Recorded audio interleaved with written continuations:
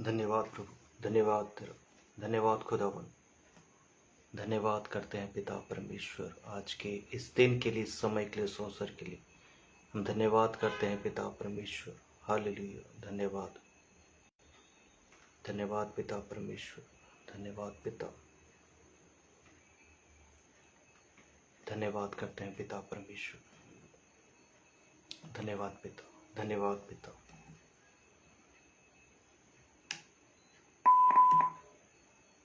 धन्यवाद करते हैं पिता।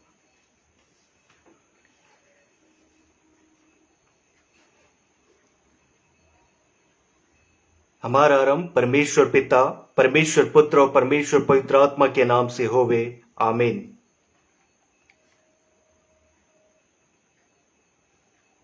मैं सर्वप्रथम प्रभु परमेश्वर का धन्यवादित हूं कि आज के इस दिन के लिए, इस समय के लिए, इस अवसर के लिए और हम सभी फेसबुक पेज पर इस प्लेटफॉर्म के माध्यम से हम जुड़ सके, इसके लिए मैं परमेश्वर पिता का धन्यवाद करता हूं।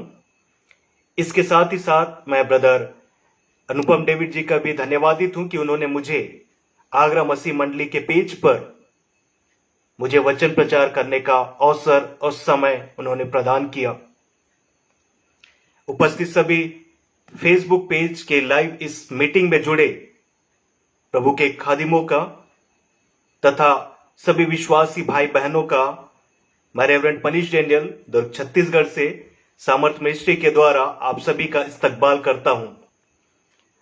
आप सभी को प्रभु आशीष देवे। आइए हम प्रभु की उपस्थिति में बैठे और इस समय हम प्रार्थना करेंगे और आज की सभा के लिए परमेश्वर से हम आशीष को हम मांग लेंगे। आइए हम प्रार्थना करेंगे। अनुग्रहकारी जीवित सामर्थ्य पिता परमेश्वर, आज के दिन के लिए, समय के लिए, इस अवसर के लिए हम आपका धन्यवाद करते हैं पिता। आपके हुजूरी में हम इसी प्रकार से हम पाए जाएं, विशेष करके खुदावन जबकि हम आगरा मसीह मंडली पिता परमेश्वर इस फेसबुक पेज पर एक माध्यम आपने दिया कि हम सभी जुड़ सके। जितने भी इस समय लाइव सेशन में जो जुड़ रहे हैं पिता परमेश्वर, सबको आप आशीषित करें, अनुग्रहित करें खुदावन। और जो भी हम स्तुति रूपी गीत गाते हैं खुदावन, आप हमारे स्तुति रूपी सिंहासन पर विराजमान हो सके। और साथ ही साथ आज जो आप हमें वचन देते हैं पिता परमेश्वर, ये वचन हमसे बोले, बातचीत करे पिता। प्रार्थना करते हैं पिता परमेश्वर, सारे सेशन में खुदावन आप हमारी मदद अगुवाई करें पिता। धन्यवाद करते हुए आपके प्रिय पुत्र प्रभु यीशु मसीह के नाम से इस दुआ को मांगते, दया से सुने और कबूल करें, आमीन। आइए हम प्रभु के हुजूरी में बैठेंगे और इस समय हम प्रभु की महिमा में गीत को हम गा लेंगे, जो हमारे चित्त परिचित का एक गाना है। हम प्रभु की उपस्थिति में बैठकर उस गीत को हम गा लेंगे।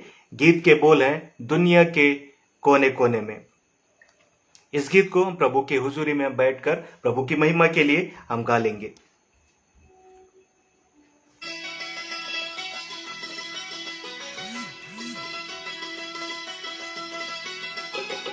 दुनिया के कोने कोने में गूंज रहा यीशु का नाम।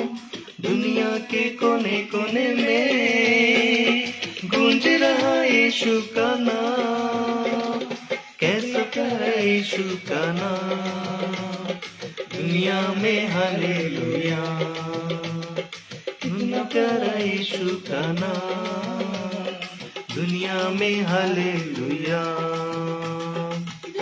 के कोने कोने में गूंज रहा यीशु का नाम। दुनिया के कोने कोने में गूंज रहा यीशु का नाम। कितना प्यारा यीशु का नाम, दुनिया में हालेलुया। कितना प्यारा यीशु का नाम, दुनिया में हालेलुया। वाकई में हमारे प्रभु का नाम सब जगह फैलता चला जा रहा है। हम उस परमेश्वर की महिमा करें।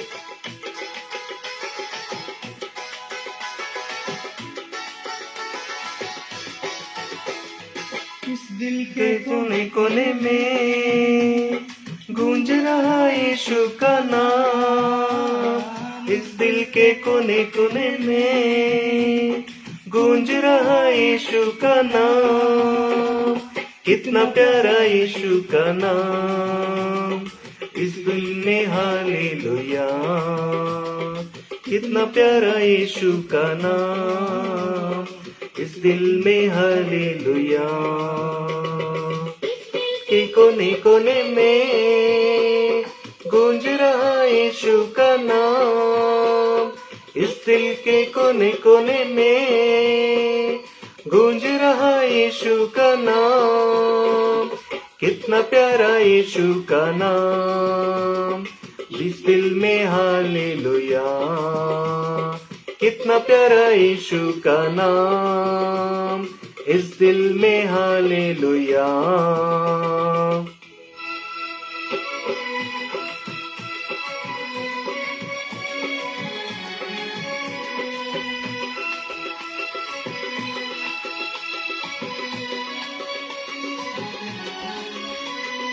भारत के कोने कोने में गूंज रहा यीशु का नाम, भारत के कोने कोने में गूंज रहा यीशु का नाम। कितना प्यारा यीशु का नाम, भारत में हालेलुया। कितना प्यारा यीशु का नाम, भारत में हालेलुया। भारत के कोने कोने में गूंज रहा यीशु का नाम, भारत के कोने कोने में गूंज रहा यीशु का नाम। कितना प्यारा यीशु का नाम, भारत में हालेलुया। कितना प्यारा यीशु का नाम, भारत में हालेलुया।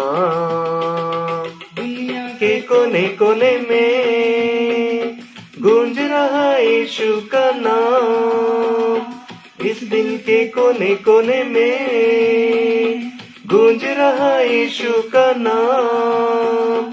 भारत के कोने कोने में गूंज रहा यीशु का नाम। कितना प्यारा यीशु का नाम, दुनिया में हालेलुया। कितना प्यारा यीशु का नाम, दुनिया में हालेलुया। कितना प्यारा यीशु का नाम, दुनिया में हालेलुया। कितना प्यारा यीशु का नाम, दुनिया में हालेलुया। हम प्रभु की उपस्थिति में इसी प्रकार बैठेंगे और हम परमेश्वर की महिमा के लिए एक और हम गीत को हम गा लेंगे, वो भी हमारे चित्त परिचित का। धन्यवाद प्रभु इस दिन के लिए। इस गीत को भी हम प्रभु के महिमा में हम बैठकर हम गाएंगे।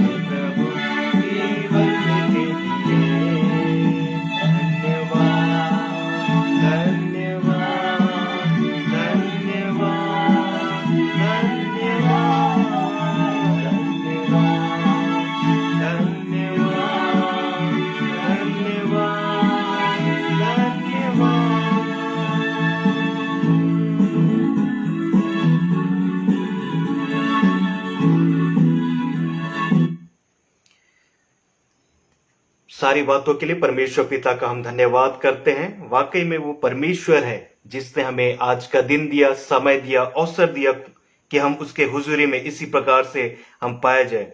वाकई में प्रियो, एक एक दिन जो हमें मिलता है परमेश्वर के रहमो करम से ही हमें मिलता है, अनुग्रह ही के द्वारा मिलता है, क्योंकि हमें कोई खूबी या लियाकत इन सारे बातों में नहीं है, लेकिन ये परमेश्वर की दया ही है जो कि हम पर निरंतर बरसते चले जाती है। अब समय होगा कि हम आज के वचन में हम जाएंगे। मेरे साथ निकाल लेंगे आज के वचन स्थल को। कुरिन्थियों के नाम प्रेरित पौलुस की पहली पत्री, उसका 13वां अध्याय, पद 8 से लेकर पद 13 हम पढ़ लेंगे। कुरिन्थियों के नाम प्रेरित पौलुस की पहली पत्री, उसका 13वां अध्याय, पद 8 से लेकर पद 13। मैं आप लोगों के सम्मुख में उसे पढ़ दूंगा। यहां पर इस प्रकार से लिखा हुआ है, प्रेम कभी टलता नहीं, भविष्यवाणियां हो तो समाप्त हो जाएंगी, भाषाएं हो तो जाती रहेंगी, ज्ञान हो तो मिट जाएगा, क्योंकि हमारा ज्ञान अधूरा है और हमारी भविष्यवाणी अधूरी है, परंतु जब सर्वसिद्ध आएगा तो अधूरा मिट जाएगा।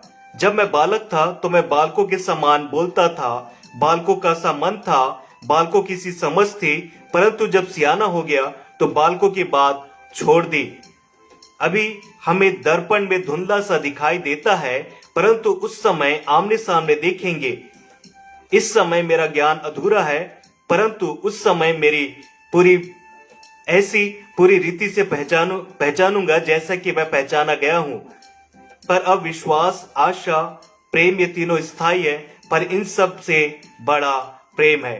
परमेश्वर इस पढ़े गए सुने गए वचन के द्वारा हमें आशीष देवे। हम परमेश्वर के हुजूरी में हम बैठे और आज के वचन को हम सुनने के लिए हम जा रहे हैं।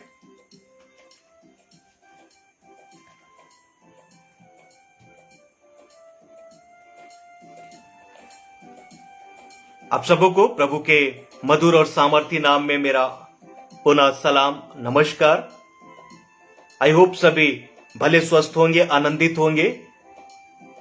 हम वचन में जबकि हम जाते हैं तो मेरे प्रियो अपने मनों को तैयार करें। जिस स्थल को मैंने लिया है, पहला कुरिन्थियों के पत्र, उसका 13वां अध्याय, पद 8 से लेकर पद 13, जिसे मैंने विषय दिया है, क्या बचा रहेगा, क्या बचा रहेगा। अक्सर हम बड़े वाहनों या ट्रक के पीछे कुछ कैप्शन लिखे हुए हम देखते हैं। ये कैप्शन कभी सामान्य होते हैं तो कभी हमें वो पढ़कर सोचने में मजबूर कर देते हैं मेरे प्रियो। उदाहरण स्वरूप लिखा हुआ रहता है किसी ट्रक में कैप्शन के रूप में, बुरी नजर वाले तेरा मुंह काला, या फिर मिलेंगे, जलो मत बराबरी करो। बहुत सारी बातें ऐसे लिखी हुई हमें मिलती है, लेकिन कुछ बातें सोचनी भी होती है मेरे प्रियो, कुछ बातें सोचनी भी होती है। जैसे कि लिखा हुआ था किसी में, सोचो साथ क्या जाएगा। वो शब्द जो लिखा हुआ था वो बिल्कुल सोचने में मजबूर करता है कि सोचो साथ क्या जाएगा। क्या अभी वास्तव में हमने यह कभी भी इस बात को सोचा है कि साथ हमारा क्या जाएगा? जब हमारी मृत्यु होगी तो हमारे साथ क्या बचा रहेगा? इस संसार से लेकर हम क्या आखिर लेकर जाएंगे? एक आम धारणा है कि मनुष्य खाली हाथ आता है और खाली हाथ चला जाता है। हम इस बात को अक्सर सुनते चले जाते हैं, लेकिन कुछ ऐसी बातें हैं जो परमेश्वर के वचन में हम देखेंगे कि कुछ बातें ऐसी हैं जिसे हम लेकर भी जाएंगे मेरे प्रियो।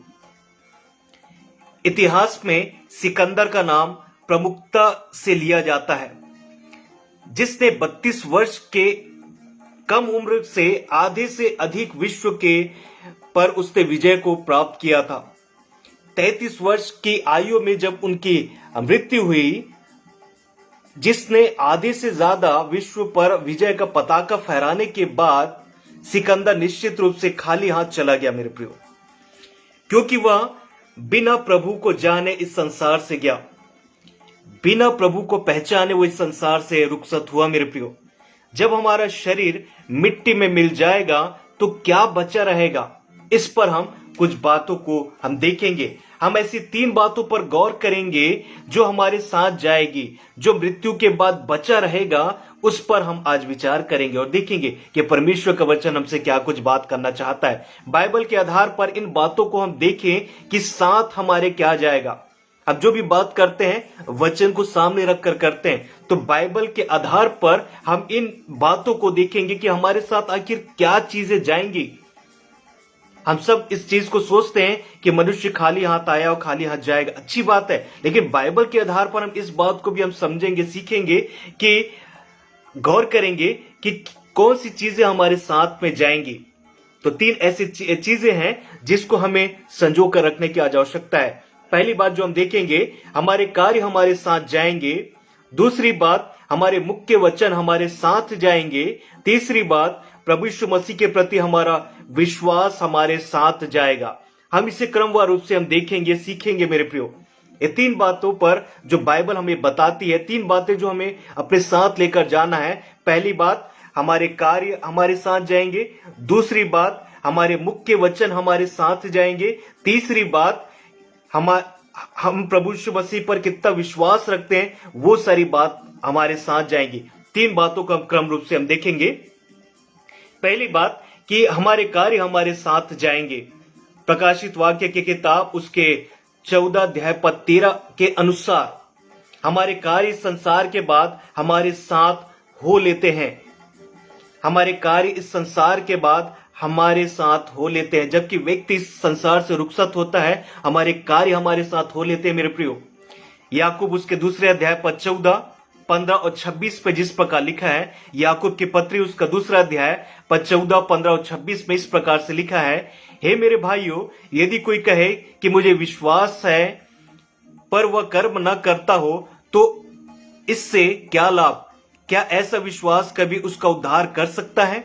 यदि कोई भाई या बहन नंगे उधारे हों और उन्हें प्रतिदिन भोजन की घटी हो, निदान जैसे देह आत्मा बिना मरी हुई है, वैसे ही विश्वास भी कर्म बिना मरा हुआ है। हमारे विश्वास की अभिव्यक्ति हमारे कार्य है मेरे प्रियो। इसलिए ये कार्य हमारे लिए प्रमुख है, हमें इसे करना बहुत आवश्यक है मेरे प्रियो। 1 कुरिन्थियों 15 अध्याय पद 58 में भी हमें यह बात मिलता है, सो हे मेरे प्रिय भाइयों, दृढ़ और अटल रहो और प्रभु के काम में सर्वदा बढ़ते जाओ, क्योंकि ये जानते हो कि तुम्हारा परिश्रम प्रभु में व्यर्थ नहीं है। गलातियों की पत्री 6वां अध्याय पद 6 और 7 और 8 में जो इस बात को हम पढ़ते हैं, धोखा न खाओ, परमेश्वर ठट्ठों में उड़ाया नहीं जाता, क्योंकि मनुष्य जो कुछ बोता है वही काटेगा। क्योंकि जो अपने शरीर के लिए बोता है वह शरीर के विनाश की कटनी काटेगा, और जो आत्मा के लिए बोता है वह आत्मा के द्वारा अनंत जीवन की कटनी काटेगा। आज हम कौन सी चीजें संसार में बो रहे हैं मेरे प्रियो? कौन सी बातों को हम अपने साथ लेकर परमेश्वर के पास में हम जाएंगे? हम आज कौन से ऐसे कार्य कर रहे हैं जो कि परमेश्वर को महिमा देते हैं? क्या वो कार्य शोभनीय है, या वो कार्य संसार की दृष्टि में सिर्फ अच्छा ही लगने वाली बात है, जो कि परमेश्वर की दृष्टि में शोभनीय नहीं है? हमारे कार्य हमारे साथ जाएंगे मेरे प्रियो। जबकि हम जब इस हमारे कार्य संसार के बाद जब हमारे साथ हो लेंगे, तो वचन जो इस बात को हमें बताता है कि मनुष्य जो कुछ बोता है वही काटेगा। हम इस संसार में जो बोएंगे, स्वर्ग में हम वो सारी बातों को हम काटेंगे मेरे प्रियो। क्या हम तैयार हैं? हम क्या इस प्रकार के कार्य कर रहे हैं जो कि परमेश्वर को महिमा देते हैं? मत्ती रचित सुसमाचार 25 अध्याय पद 35-36 में स्वयं प्रभु भी इस बात को कहते हैं, क्योंकि मैं भूखा था और तुमने मुझे खाने को दिया, मैं प्यासा था तुमने मुझे पानी पिलाया, मैं परदेसी था तुमने मुझे अपने घर में ठहराया, मैं नंगा था तुमने मुझे कपड़े पहनाए, मैं बीमार था तुमने मेरी सुधि ली, मैं बंदीगृह में था तुम मुझसे मिलने आए। हमारे कार्य जो हम करते हैं मेरे प्रियो, वे बीज के समान होते हैं। यदि हम अपने शरीर के लिए हम बोएंगे तो हम विनाश की कटनी काटेंगे मेरे प्रियो, और यदि हम आत्मा के लिए बोते हैं तो अनंत जीवन की हम कटनी काटने वाले हो सकेंगे। आज हम किस प्रकार की बातों को हम बो रहे हैं, इस पर आज विचार करने की आवश्यकता है मेरे प्रियो। मत्ती रचित सुसमाचार 25 अध्याय पद 35-36 में स्वयं प्रभु यीशु मसीह ने इस बात को कहा है। यहाँ प्रभु यीशु मसीह कह रहे हैं, क्योंकि तुमने ये महान कार्य किए हैं, तुमने भोजन खिलाया, पानी पिलाया, घर में ठहराया, वस्त्र मुझे पहनाए, मेरी सुधि ली, मुझसे मिलने आए, मुझे प्रोत्साहित किया, इसलिए तुम धन्य हो। तुम परमेश्वर के राज्य के अधिकारी होने के योग्य हो। लिखा है, तब परमेश्वर ऐसे लोगों को एक तरफ कर देगा, भेड़ और बकरियों को अलग अलग किया जाएगा। भेड़ बच जाएंगे और जो है बकरियां नाश हो जाएंगी। और हमारे कार्य हमारे उद्धार से कहीं ना कहीं एक जुड़ाव को रखती है मेरे प्रियो। हमारे जो कार्य हम हमारे उद्धार के साथ में कहीं ना कहीं जुड़ाव को रखते हैं। आज हम किस प्रकार का जीवन को हम जी रहे हैं मेरे प्रियो, किस प्रकार का हम कार्य कर रहे हैं, हमें सोचने और समझने की आवश्यकता है। लूका रचित सुसमाचार 17वां अध्याय पद 10 को हम जो देखते हैं, लूका रचित सुसमाचार उसका 17 अध्याय पद 10 में हम जिस प्रकार पढ़ते हैं, इसी रीति से तुम भी करो। जब उन सब कामों को कर चुको जिसकी आज्ञा तुम्हें दी गई थी, तो कहो, हम निकम्मे दास हैं कि जो हमें करना चाहिए वह नहीं करते। स्वयं यहाँ प्रभु यीशु मसीह इस बात को कहते हैं, जो हमें तोड़ा दिया गया है, क्या हम उस तोड़े का इस्तेमाल कर रहे हैं? जिसको परमेश्वर ने अच्छा स्वर दिया है, वो क्या परमेश्वर की महिमा के लिए गीत को गा रहा है? या परमेश्वर ने किसी को दान देने का जो वरदान दिया है, जो तोड़ा दिया है, क्या वो दान देने के कार्य में लग रहा है? हमें आज समझने की आज आवश्यकता है मेरे प्रियो। हमारे कार्य हमारे साथ जाएंगे। आज हम किस प्रकार के कार्य कर रहे हैं कि स्वर्ग में जाकर हम उन सारे बातों का हम लेखा देंगे मेरे प्रियो। दूसरी बात जो हम देखते हैं वो है, हमारे मुख्य वचन हमारे साथ जाएंगे। हमारे मुख्य वचन हमारे साथ जाएंगे। हमने जो कार्य किया केवल वही नहीं, परंतु जो कुछ हमने कहा वह भी हमारे साथ जाएगा। हम जो कार्य सिर्फ करते नहीं वो हमारे साथ जाएगा, वरन उसके साथ साथ जो भी हम कह रहे हैं वो भी सारी बातें हमारे साथ जाएंगी। आज हम कौन कौन सी बातें कह रहे हैं मेरे प्रियो? हम देखते क्या है, बहुत से लोगों के जीवन में अपशब्द रहते हैं, ऐसे बातें रहते हैं जो परमेश्वर की दृष्टि में शोभनीय नहीं है। हम कभी इस प्रकार की बातों को कह देते हैं जो परमेश्वर कबूल नहीं करता। हमारे मुख्य वचन भी हमारे साथ जाएंगे। न सिर्फ हमारे कार्य हमारे साथ जाएंगे मेरे प्रियो, वैसे हमारे मुख्य वचन भी हमारे साथ जाने वाले हैं मेरे प्रियो। मत्ती रचित सुसमाचार 12वां अध्याय 36-37 को हमने जो पढ़ा था, और इस बात को जो प्रभु यीशु मसीह कहते हैं, मैं तुमसे कहता हूं कि जो जो निकम्मी बातें मनुष्य कहेंगे, न्याय के दिन हर एक बात का लेखा देंगे, क्योंकि तू अपने बातों के कारण निर्दोष और अपने ही बातों के कारण दोषी ठहराया जाएगा। मेरे प्रियो, यहां पर स्पष्ट रूप से वचन कहता है कि हम किस प्रकार की बातों को कर रहे हैं। क्या दूसरों को हम आशीष देने वाली बात कर रहे हैं, या हम दूसरों को आशीष देने वाली बात कर रहे हैं मेरे प्रियो, कि हम दूसरों को शाप देने वाली बात कर रहे हैं? हम निकम्मी बात कर रहे हैं या परमेश्वर की महिमा के लिए बात को कर रहे हैं? बहुत सारी बातें हैं मेरे प्रियो। मनुष्य आज बहुत सारी बातों को कह देता है, क्रोध में, आवेश में आकर, या फिर कई बार मजाक से भी इस बात को कह देता है, लेकिन वो परमेश्वर की दृष्टि में ग्रहण योग्य नहीं होते मेरे प्रियो। हम ऐसी बात को कहें जो कि परमेश्वर को महिमा दे। हम ऐसी बातों को हम करें जो कि परमेश्वर को ही सिर्फ ग्लोरी दे। मेरे प्रियो, इस संसार में रहते हुए ही हमारे जीवन का जो अनंत निर्धारित है मेरे प्रियो। हम संसार में जो दौड़ रहे हैं, किस प्रकार के दौड़ को हम दौड़ रहे हैं, हम इस संसार में किन चीजों को बो रहे हैं। यदि हम अच्छी चीजों को बोते हैं तो अवश्य रूप से स्वर्ग में हम उन सारी बातों को हम काटेंगे, लेकिन यदि हम खराब चीजों को हम बो रहे हैं तो अवश्य रूप से न्यायस्थान के सामने परमेश्वर भी इस बात को कहेगा और हमें बताएगा मेरे प्रियो। हमें इन बातों को आज समझने की आज आवश्यकता है मेरे प्रियो। हमें इस बात को आज करने की आज आवश्यकता है मेरे प्रियो। यहां प्रभु यीशु मसीह इस कथन में यह बात बिल्कुल स्पष्ट करते हैं कि परमेश्वर जिस बात से क्रोधित है और जिस बात के कारण वह लोगों को नाश करता है, वो उनका बड़बड़ाना, चिड़चिड़ाना, कुड़कुड़ाना और नकारात्मक कथन है, इन सारे बातों से प्रभु यीशु मसीह परमेश्वर, त्रिएक परमेश्वर नफरत करते हैं मेरे प्रियो। वो क्या है? बड़बड़ाना, चिड़चिड़ाना, कुड़कुड़ाना और नकारात्मक कथन। हम जो देखते हैं गिनती की किताब उसके 11वां अध्याय पद 1 में हम जो पढ़ते हैं, गिनती की किताब उसका 11वां अध्याय पद 1 में हम जो पढ़ते हैं, फिर वे लोग बुड़बुड़ाने और यहोवा के सुनते बुरा कहने लगे। निदान यहोवा ने सुना और उनका क्रोध भड़का और यहोवा की आग उनके मध्य जल उठी और छावनी के एक किनारे से भस्म करने लगी। हम क्या देखते हैं कि किस प्रकार से इसराइलियों का जीवन था। वो परमेश्वर की दृष्टि में कई बार जब चीजें अनुकूलित रहा करती थी तब अच्छी बात है, जहां उनके खिलाफ वक्त जाने लगता था तो अवश्य रूप से वो इस बात को कहने लग जाते थे जो कि अच्छा नहीं लगता था मेरे प्रियो। वो कुड़कुड़ाते थे, न सिर्फ परमेश्वर को वरन परमेश्वर के लोगों को भी इस बात के लिए, परमेश्वर के दासों के भी प्रति वो बड़बड़ाहट को रख देते थे। इस बुरी मंडली पर जो भी सारी बातें हैं, किस प्रकार से बड़बड़ाते रहे, कुड़कुड़ाते रहे। परमेश्वर मूसा से कहता है कि यह मंडली हर समय बड़बड़ाती रहती है, कुड़कुड़ाती रहती है, और इसलिए इनसे कह दे कि इन पर परमेश्वर का क्रोध भड़क उठा है और वे प्रतिज्ञा किए वे देश नहीं जा पाएंगे। सोचिए मेरे प्रियो, प्रतिज्ञा के देश तो उस मिस्र की गुलामी से तो निकले, लेकिन उनके इसी रवैये के कारण चिड़चिड़ाना, बड़बड़ाना, कुड़कुड़ाना, नकारात्मकता की बातें, इसके द्वारा वो प्रतिज्ञा के देश नहीं पहुंच सके। स्वयं परमेश्वर ने कह दिया।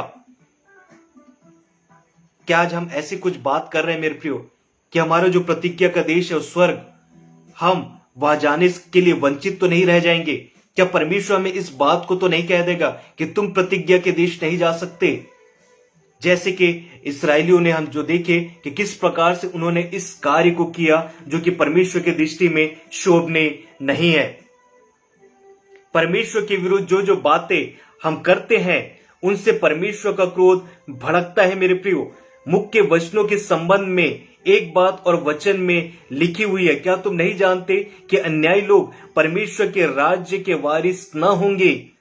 धोखा न खाओ, न वैश्यगामी, न मूर्ति पूजक। इस प्रकार की जो बातें परमेश्वर के कलाम में हमें मिलती है मेरे प्रियो, और न परिस्त्रीगामी, न लुच्चे, न पुरुषगामी, न चोर, न लोभी, न पियक्कड़, न गाली देने वाले, न अंधेर करने वाले परमेश्वर के राज्य के वारिस नहीं होंगे। पहला कुरिन्थी 6वां अध्याय पद 9-10 में जो मिलता है, इस प्रकार के लोग परमेश्वर के राज्य के वारिस नहीं होंगे।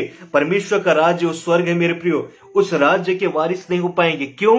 क्योंकि हमारे कर्म इस प्रकार से नहीं है, हमारे मुख की बोली इस प्रकार से नहीं है जो हमारे साथ जाएगी। हमारे कर्म हमारे साथ जाएंगे और साथ ही साथ हमारे मुख के वचन हमारे साथ जाएंगे, जो कि संसार में हम कार्य कर रहे हैं और जो कि संसार में रहते हुए हम कथन को उपयोग में ला रहे हैं।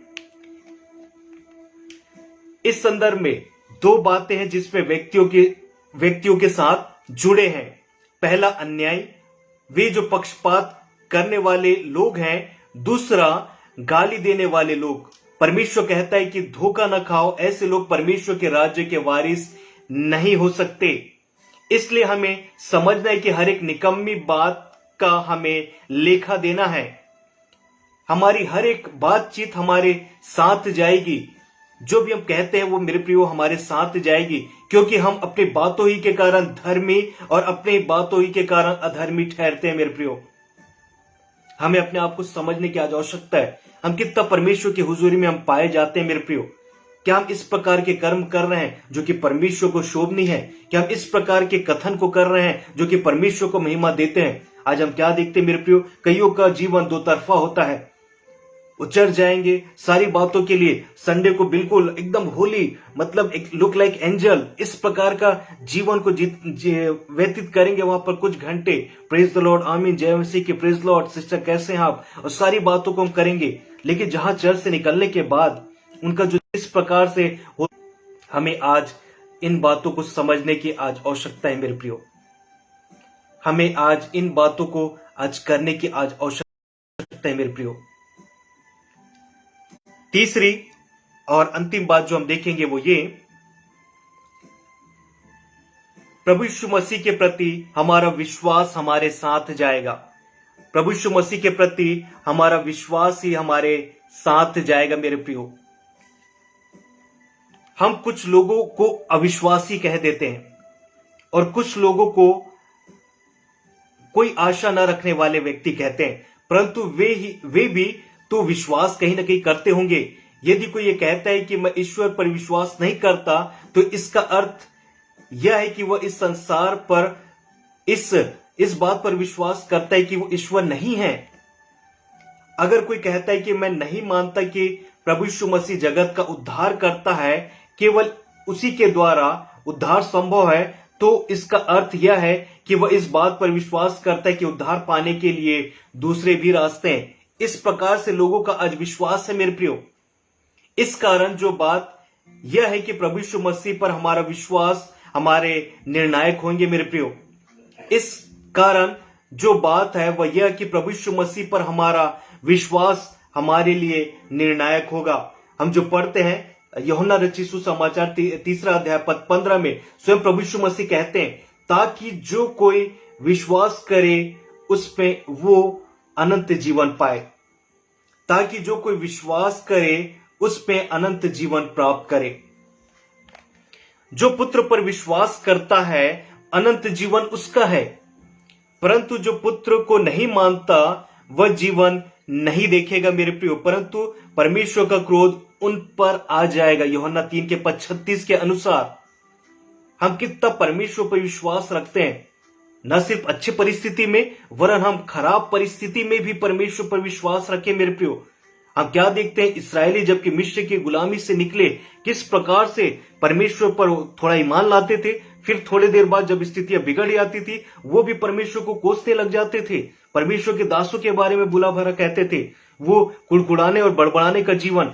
आज कहीं ना कहीं 21वीं सदी में भी ऐसे कई मसीहों का यह हाल है। मेरे प्रियो, कि वो परमेश्वर के प्रति विश्वास को कायम नहीं रख पाते, उस ईमान पर कायम नहीं रह पाते जो ईमान परमेश्वर ने हमें हमारे जीवन में दिया। मेरे प्रियो, यूहन्ना 5 के पद 24 के अनुसार वहां परमेश्वर का वचन कहता है, मैं तुमसे सच कहता हूं, जो मेरा वचन सुनकर मेरे भेजने वाले की प्रतीति करता है, अनंत जीवन उसका है और उस पर दंड की आज्ञा नहीं होती, परंतु वह मृत्यु से पार होकर जीवन में प्रवेश कर चुका। जो उस पर ईमान लाते हैं। मेरे प्रियो, और वचन भी इस बात को कहता है यूहन्ना 3:16 में, परमेश्वर ने जगत से ऐसा प्रेम रखा कि उसने अपना इकलौता पुत्र दे दिया, हमारे लिए बख्श दिया। मेरे प्रियो, ताकि जो कोई इस पर विश्वास करे, हमें बस उस पर ईमान तो ही लाना है। लेकिन आज कई लोगों को उस पर ईमान रखने पर भी कोई भरोसा नहीं है, उस पर न ट्रस्ट रखते हैं, न उनकी बातों को सुनना पसंद करते हैं। वो नाश ना हो परंतु अनंत जीवन पाए। परमेश्वर पुत्र, परमेश्वर की योजना ये कि कोई नाश ना हो परंतु हर कोई अनंत जीवन प्राप्त करे। लेकिन क्या हम उस अनंत जीवन जाने के लिए कार्य को कर रहे हैं? हमें आज इन बातों को समझने की आज आवश्यकता है। अंत की बात यह है कि 3 बातें हमारे साथ मृत्यु के उस पार जाएगी, हमारे कार्य, हमारे बातचीत और हमारा विश्वास। मेरे प्रियो, अंत की बात यही है कि मृत्यु के उस पार हमारे कार्य, हमारी बातचीत और हमारा विश्वास ही वहां पर जाएगा। तो क्या हम तैयार हैं परमेश्वर के पास जाने के लिए? क्या हमारे कार्य इस प्रकार है? क्या हमारे मुख के वचन इस प्रकार से हैं? क्या हमारा ईमान परमेश्वर पर इतना है कि हम परमेश्वर के सन्मुख पे इन बातों को हम कह सकेंगे? हमारी बातचीत ऐसी हो जिसमें कोई अपशब्द ना हो। मेरे प्रियो, न कुड़कुड़ाना हो, न बड़बड़ाना हो, न नकारात्मकता की बात उसमें हो। वचन में लिखा है, ऐसे बोलो जैसे हम परमेश्वर के वचन को हम बोल रहे हैं। ऐसी बातें जिनसे दूसरों का लाभ हो, जिससे लोग प्रोत्साहित हो, जिनसे लोगों का जीवन आशीषमय हो। हम ऐसे शब्दों का प्रयोग करें। मेरे प्रियो, हमारा विश्वास कार्य सहित होना चाहिए, कार्य रहित नहीं। हम जितना परमेश्वर पर विश्वास रखते हैं वैसे हम कार्य भी करें। मेरे प्रियो, हमारा विश्वास कार्य सहित होना चाहिए, जिसमें प्रभु यीशु मसीह की शोभा दिखाई देनी चाहिए। मेरे प्रियो, अंत में जब हम इस संसार से जाएं, पृथ्वी पर हमारी यात्रा, जीवन यात्रा का समापन हो, तो हम उस पार प्रभु यीशु मसीह की आवाज को सुन सके। मेरे प्रियो, कि हे मेरे विश्वास योग्य दास आ और अपने स्वामी के इस संसार का अधिकारी हो जा। हम इस आवाज को सुन सके मेरे प्रियो। हे मेरे विश्वास योग्य दास आ और अपने स्वामी के इस संसार का अधिकारी हो जा। क्या आज हमारे कार्य इस प्रकार से है मेरे प्रियो? क्या आज हमारी बोली इस प्रकार से है? क्या हम परमेश्वर पर ईमान इस प्रकार से हम लाते हैं? हमें आज जांचने समझने की आज हमें आवश्यकता है मेरे प्रियो। हम निरंतर परमेश्वर की हुजूरी में हम पाए जाएं। तो आज हमने इन 3 बातों को देखा कि मृत्यु के बाद क्या बचा रहेगा और हमारे साथ क्या जाएंगे। पहली बात, हमारे कार्य हमारे साथ जाएंगे। दूसरी बात, हमारे मुख्य वचन हमारे साथ जाएंगे। और तीसरी और अंतिम बात, प्रभु यीशु मसीह के प्रति हमारा विश्वास हमारे साथ जाएगा। क्या हम इन 3 चीजों को ले जाने के लिए हम तैयार हैं मेरे प्रियो? क्योंकि हर किसी को इस संसार को छोड़कर जाना है। जबकि संसार को छोड़कर आएंगे तो हम मसीहों को किन बातों को लेकर जाना है, उसकी हम तैयारी में जुट जाए मेरे प्रियो। परमेश्वर इस वचन के द्वारा आप सभी को आशीष देवे। आमीन।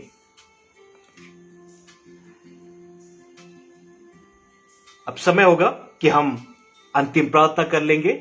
उसके पश्चात हम प्रभु की प्रार्थना कर लेंगे और अंतिम आशीष को हम ग्रहण कर लेंगे। आइए हम प्रार्थना करेंगे। अनुग्रहकारी जीवित सामर्थ्य पिता परमेश्वर, एक बार फिर से हम आपके सानिध्यता में हम आते हैं। हम आपके हुजूरी में हम पाए जाते हैं पिता परमेश्वर। अनुग्रह के साथ खुदावन धन्यवाद करते हैं कि हम इस प्लेटफॉर्म में जुड़ सके पिता परमेश्वर। धन्यवाद करते हैं जितना भी खुदा के खादिम यहाँ पर हमारे मध्य में है खुदावन, और जितने आप पर विश्वास रखने वाले आपके बेटे बेटियां हैं पिता परमेश्वर। हम धन्यवाद करते हैं पिता परमेश्वर कि आपने प्लेटफॉर्म दिया कि हम जुड़ सके, मिल सके, आपके हुजूरी में हम पाए जाएं, आपके महिमा हम कर सके, आपके वचन को हम आदान प्रदान कर सके। धन्यवाद करते हैं पिता परमेश्वर। हम स्मरण करते हैं आगरा मसीह मंडली, हम इस टीम को स्मरण करते हैं पिता। हम प्रार्थना करते हैं ब्रदर अनुपम डेविड और उनके पूरे परिवार को खुदावन। धन्यवाद करते हैं पिता परमेश्वर। आपके हुजूरी में इसी प्रकार से सब पाए जाएं और निरंतर पिता परमेश्वर इस कार्य के द्वारा आप उन्हें आशीषित करें खुदावन। और साथ ही साथ जो भी आज हमने वचनों को बांटा पिता, इस वचन की आशीष सब पर उतरे पिता परमेश्वर। हम प्रार्थना करते हैं खुदावन, हम जबकि संसार को छोड़कर जा रहे हैं, हमारे कार्य किस प्रकार से हैं, हमारे मुख्य शब्द किस प्रकार से हैं, और साथ ही साथ हम कितना आप पर ईमान को हम रखते हैं पिता परमेश्वर। ये 3 बातें जो कि हम अपने साथ लेकर जाने वाले हैं पिता, हमारे संग साथ रहे, हमारे कार्य इस प्रकार से रहे जो कि आपको महिमा मिले, जिसके द्वारा हमारी मुख्य बोली इस प्रकार से हो जिसके द्वारा खुदावन आपको शोभा हम दे सके पिता परमेश्वर। और हम निरंतर जीवन के हर एक स्थिति परिस्थिति में हम आप पर ईमान लाकर रखने वाले हो सके पिता परमेश्वर। अनुग्रह के साथ पिता परमेश्वर धन्यवाद करते हैं सारी बातों के लिए। धन्यवाद करते हुए आपके प्रिय पुत्र प्रभु यीशु मसीह के नाम से इस दुआ को हम मांगते हैं, दया से सुने और कबूल करे। आमीन। प्रभु की प्रार्थना में एक साथ मिलकर कर ले। हे हमारे पिता, तू जो स्वर्ग में है, तेरा नाम पवित्र माना जाए, तेरा राज्य आवे, तेरी इच्छा जैसे स्वर्ग में पूरी होती है वैसे इस पृथ्वी पर भी हो। हमारे दिन भर की रोटी आज हमें दे, और जैसे हमने अपने अपराधियों को क्षमा किया है वैसे ही तू हमारे अपराधों को क्षमा कर। हमें परीक्षा में न ला, परंतु बुराई से बचा, क्योंकि राज्य, पराक्रम और महिमा सदा तेरे हो। आमीन। आशीष गान करेंगे। अब हमारे परमेश्वर पिता का प्रेम, प्रभु यीशु मसीह का अनुग्रह और पवित्र आत्मा की संगति सहभागिता उपस्थित सभी लोगों के साथ, उनके पूरे परिवारों के साथ अब से लेकर सदा सर्वदा तक बनी रहे। आमीन। एक बार फिर से मैं प्रभु परमेश्वर का धन्यवाद करता हूं, और साथ ही साथ मैं इस समय धन्यवादित हूं ब्रदर अनुपम डेविड जी का, और उनको मैं हृदय से धन्यवाद देता हूं कि उन्होंने मुझे आगरा मसीह मंडली के फेसबुक पेज पे वचन प्रचार करने का मौका दिया। प्रभु अब सभी को आशीष दे। Praise the lord. शालोम। जय मसीह की।